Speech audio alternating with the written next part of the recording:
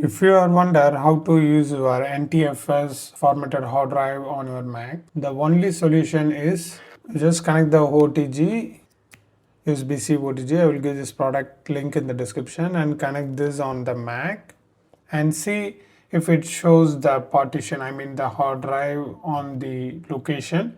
If it haven't show, you need to grab your Android phone or iPhone or iPad or any Windows computer or laptop, anything. For now, I just grab my iPad, and you need to connect your hard drive to your iPad. For in this case, for iPad, you can connect with Android, iPhone, anything.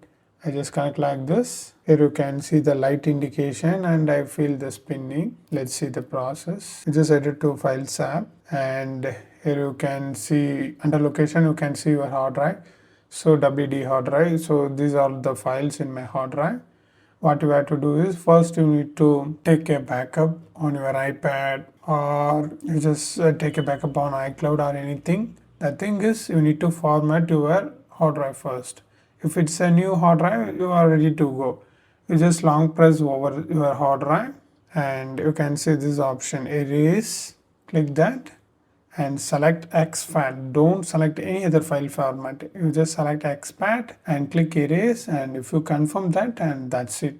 Your hard drive will be formatted to exFAT. After that, you just close the recent completely, or turn on the flight mode, or turn off the iPad and disconnect. This is safe procedure to eject. Now take this old setup and connect your hard drive to your MacBook. Now this time it will fetch your hard drive. You can see, you just place the cursor and right click here and get info. Here you can see the format is exFAT.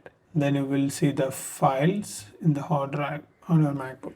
After this we can move files from here to here to here. Just drag and drop, that's it. This is how you need to do, and if you want to know more videos about file transfer topics, you need to watch this playlist.